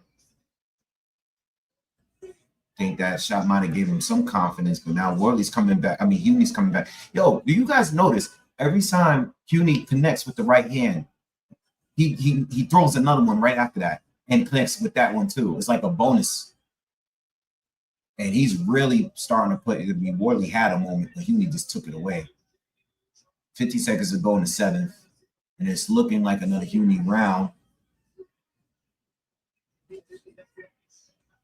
Warley's face is starting to show. He's starting to bleed from the mouth a little bit. His nose, that cut over in the top of his nose that's always been there, is opened up. And he has a little mouse underneath his left eye, and the swelling around his face is starting to show too.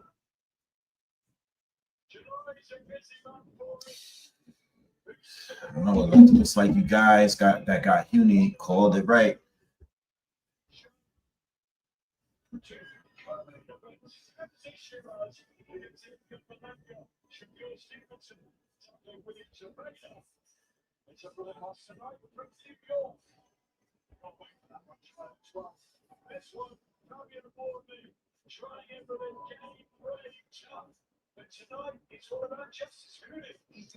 I mean, I don't even know why I'm still writing on this scorecard of mine, because Warley is getting outclassed at this point.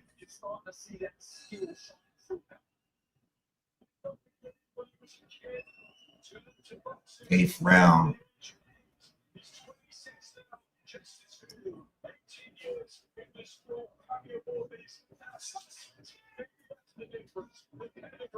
We get into a point where we're at a point now where I believe Wardley may need a knockout. You know, because I think the rounds I gave Huni outside of the first might be pretty clear for Huni. And Huni is starting to be more aggressive now. I think he wants to stop Fabio Wardley here. Spraying real bad out there. I think Warley's in a bad spot right now. Huni's coming forward, and Wardley does not have that power and the energy.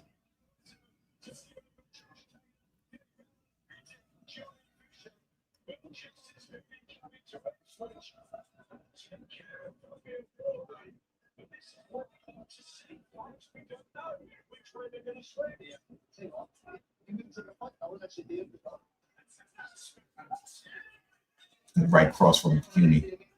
He's just beating up Warley now.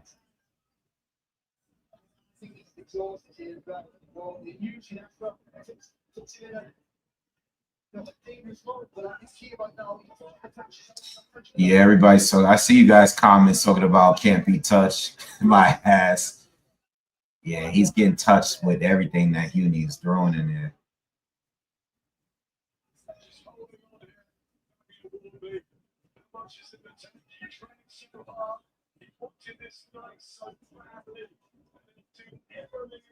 You only go but so far with your power, man. You can only go but so far, man.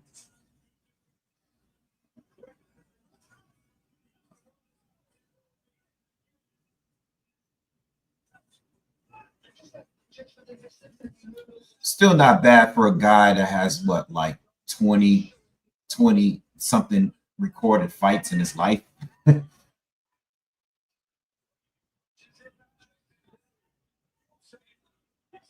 It's not bad, but he's getting busted up in another round, another Huni round here.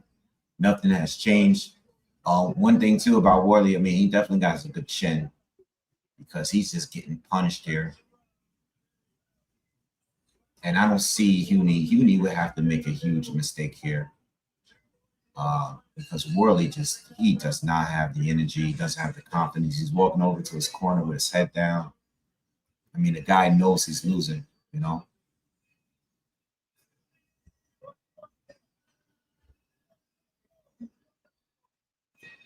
Well, looks like I'm gonna have to redo that parlay because Warley's not gonna win this fight.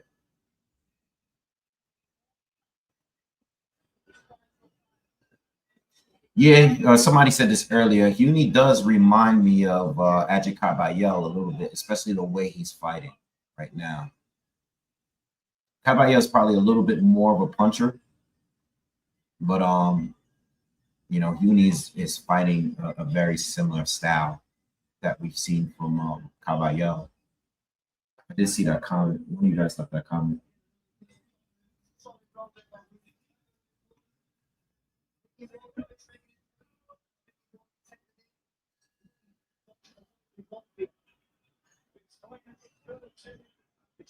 All right, round 9.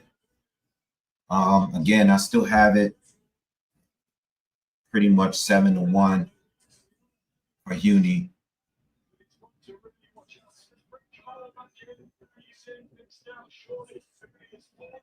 Carl Frampton is given every round to Huni outside of the first 2. So he has a 6-2 for Huni. I have it 7-1 for Huni. If Warley plans on winning this fight in any kind of way, he's gonna have to let his hands go. It might risk him getting knocked out, but if he plans on winning this fight, he's gonna have to knock Justis Huni out, in my eyes.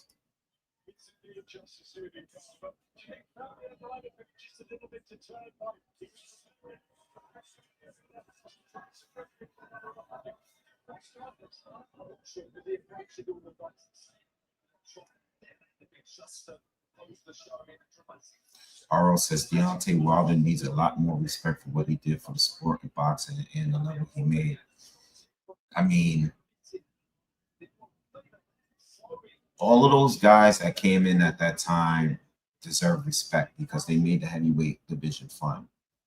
And when I say those guys, I mean Fury, I mean Wilder, I mean Parker, I mean,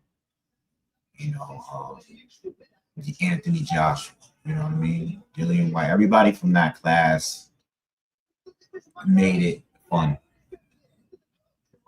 because it was dry for a minute.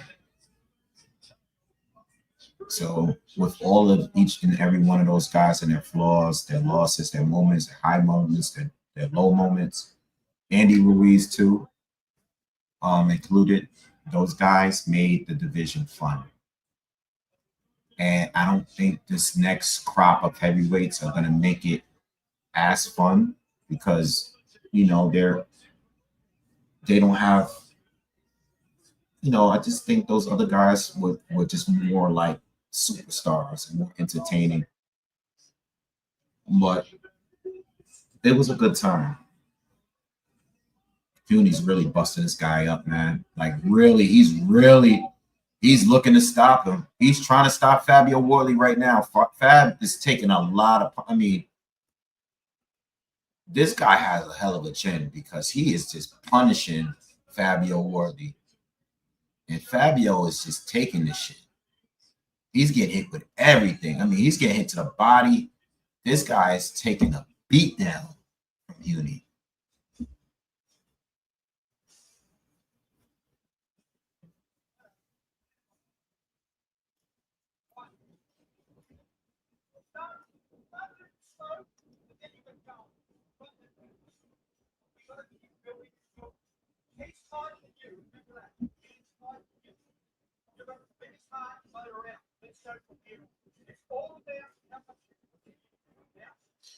Luther said they should throw in the towel. I don't think they should throw in the towel. But I think at that last few moments, I think there was definitely a chance of this getting stopped. It might get stopped this round. This next round, if Huni starts out as fast as he ended that last round, he can stop Wardley right now. Let's see. What happened? Oh, yeah. Oh, they started the round. Huni forgot his mouthpiece in the corner.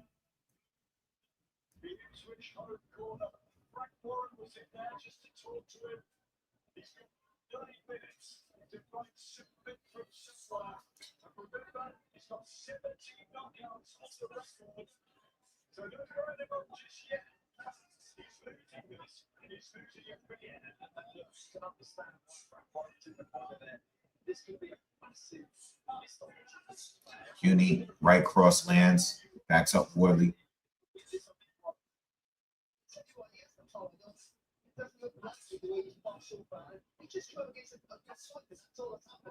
Warley's defensive flaws is very obvious.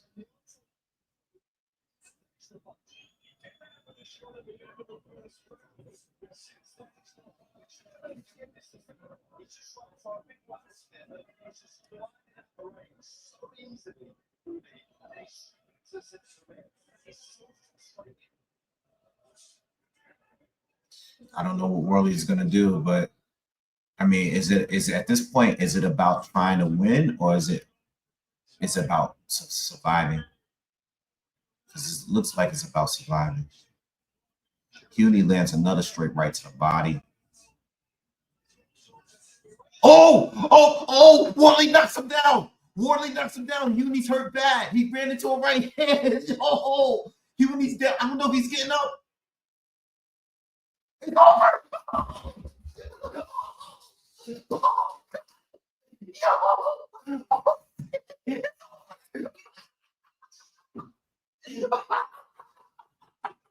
It's over.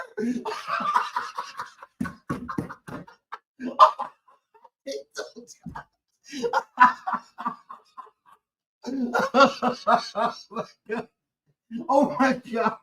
Oh my god! Yo! Oh my god! It's over. Oh, it's over. Huni got caught with it right here, bro. What the hell? Oh. Huni could not get up, bro. Yeah. Oh man, I'm out of breath.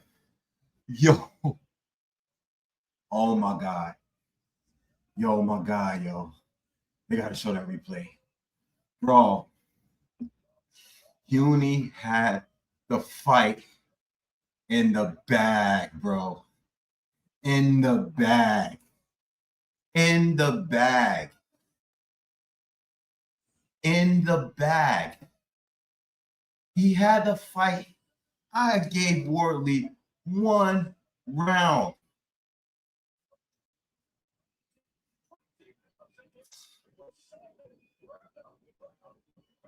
Huni. Yo. He had the fight in the bag. I gave Fabio Wardley 1 round, bro.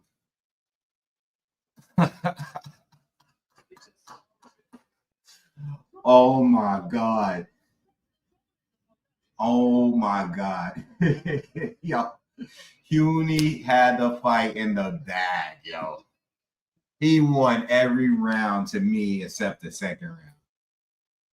I gotta see the replay. I'm just like talking to y'all. I'm not even paying attention. CJ Rich says Wade paid off the ref. Huni could have continued. Oh, the right hand. Oh, Huni just came in with the right hand, and Fabio Wardley just drew with him.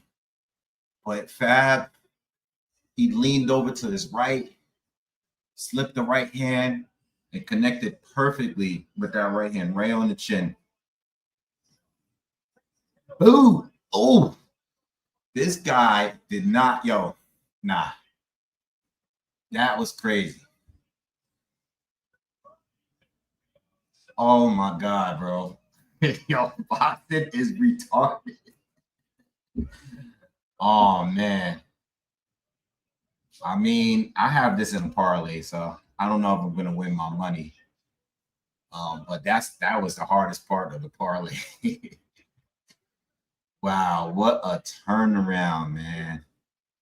What was I just saying? I said Warley needs to either figure out if he wants to win this fight or is he just surviving this fight. I just said that probably like 10 seconds before that knockout. Woo. Yo, that was crazy.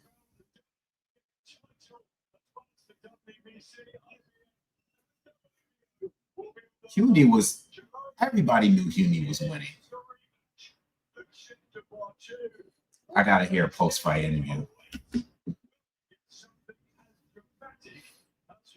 Yo, that was crazy, y'all. I'm glad, I'm so glad I was here live to watch that with you guys. That was crazy. Yo. Yo, that was crazy. That was wild. I'm glad I was here to see that. Yo, that was bugged out.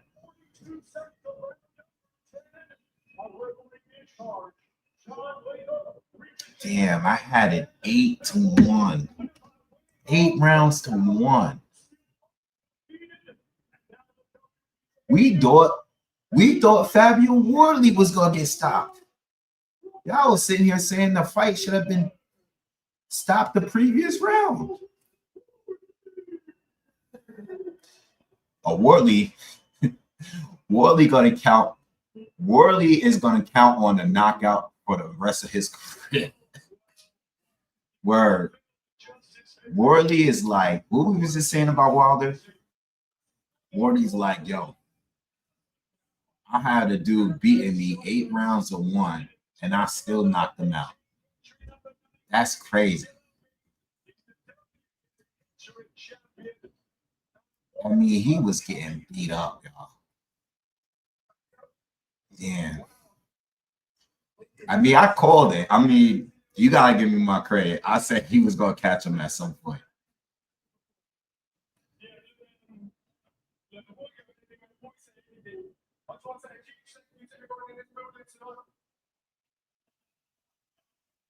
Damn, man.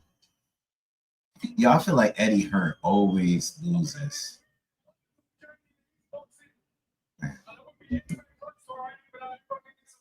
He always loses to Frank Warren.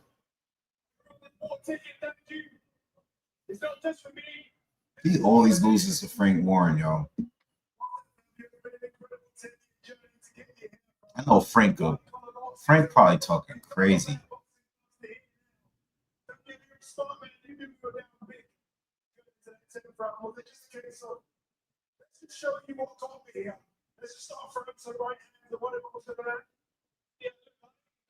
I don't profess to be any kind of Usyk, Justis Huni, someone with all the skills. He's saying it though. He said, yeah. He said, listen, I ain't no Usyk. I'm not even a Justis Huni. I don't got all these skills. One thing I'm gonna do is find a way to win the fight. He's basically owning up to the fact, like, I know I don't got the skills like these guys. Justis is a great operator, but no matter what, I'm going to be myself because we've repeated through everything over and over again. I know this game plan down to a T, and I should perform better in some of them rounds. Still always the way it goes. Sometimes you just have to find a different way to win. So, look, we've all done out of the back. He certainly did. You guys, a lot of you guys are complaining about the stoppage. That's not Jarrell Miller, right? Completely different style of fighting. Did he surprise you at times a bit? Yeah, look, he's a great boxer, some great skills, and he showed me everything he had tonight. He pulled out all sorts of different tricks. I'm gonna have to rewatch it. Rounds like that for Justis. I him go in the first round as well, so maybe that gave me a bit too much confidence going into the following rounds. But we rejigged, got my head, screwed it back on, and stuck to the game plan. It takes 2 to tango. Let's bring in Justis Huni. We get Justis going. Damn, yo, Eddie always losing to this guy.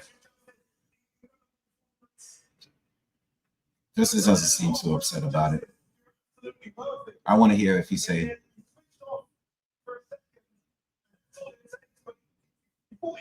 Yeah, that's my curse.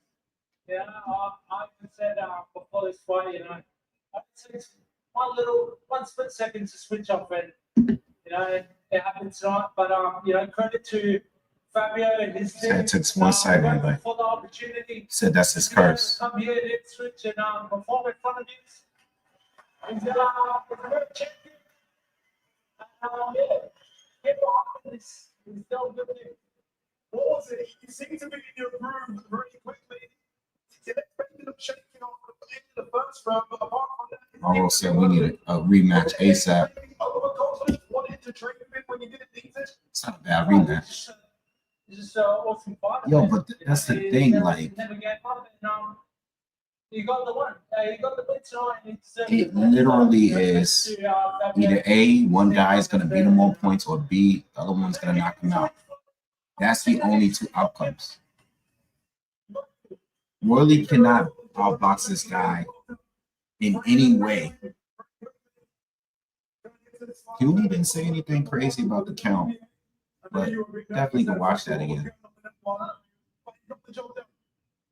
You know what? Eat your heart out. What's his name? The American, the big puncher, Deontay Wilder. I mean, that was a Deontay Wilder moment. He said that was a Deontay. We were talking about Deontay Wilder all live. He was like, Frank Warren said that's a Deontay Wilder moment. Stops another one. That's what he does. He stops people. He hurts, as I said, but you know, I've got to take my hat off to him. You know, not for nothing, but Justis, let me lower this down real quick. Not for nothing. And I'm not mad at the possibility of a rematch, but I don't think it's gonna happen. Justis, you know, especially because Justis was like replacing Gerald Miller or whatever. The thing with Fabio Wardley is they're gonna just keep pushing him forward, you know, because we already know he lacks boxing skills. We already know that. At the end of the day, it's always going to be a gamble with him. It's always going to be a gamble with him. But at 30 years old, do you continue letting him take fights and fights like this where he can possibly lose? Or do you keep pushing him as close to a title shot as you can?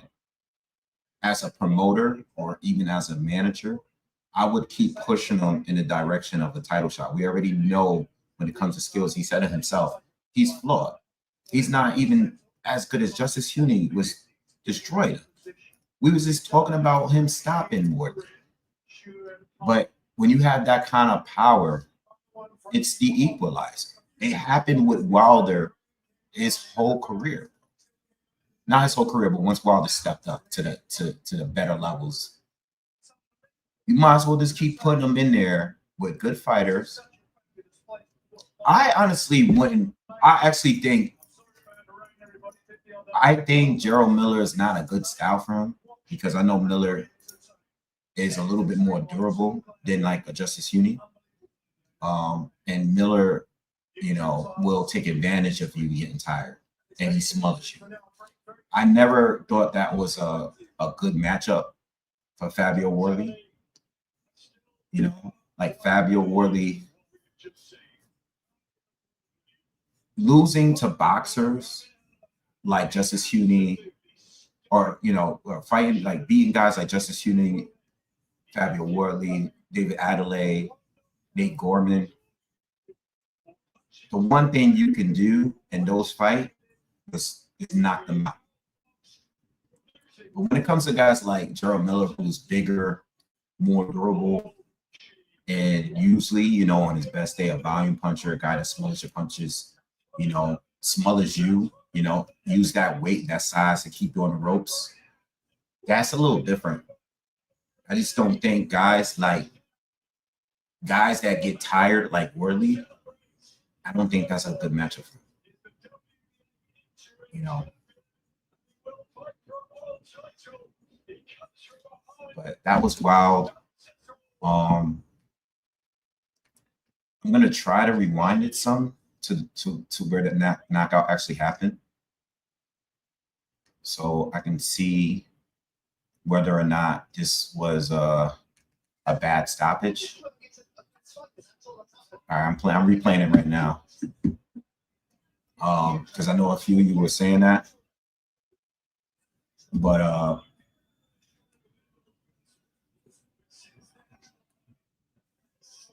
I'm gonna just rewatch it.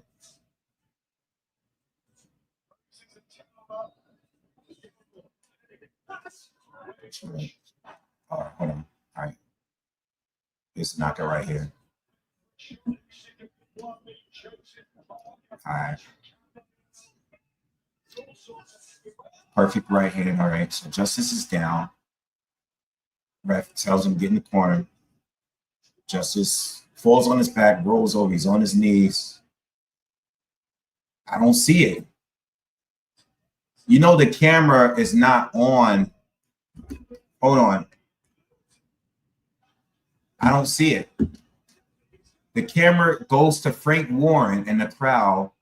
They turn it back to Justis, and the ref is waving it off. I don't see it. I can't even give you an answer.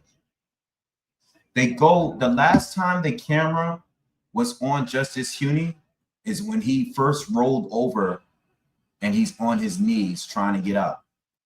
They pointed towards Eddie and Frank Warren, and then Justis is on his feet and the ref is waving it off at that point. No. Unless you guys are watching it on something else, I'm not saying that the fight shouldn't have been stopped, but no one can tell based off that. The camera's not even showing why the ref stopped it. We just see that he's on his feet. Him being on his feet doesn't necessarily mean that he's ready to continue. You get what I'm saying? We see guys get back on their feet and the fight gets waved off. We see fighters, all I know is that Justis Huni was sitting on his stool for a while before he got out. I don't know if he was ready to continue. I'm not saying he could have continued, and I'm not saying that that was a bad stoppage based off that camera. There's no way anybody can tell that because they took the cameras off Justis Huni. You can't tell.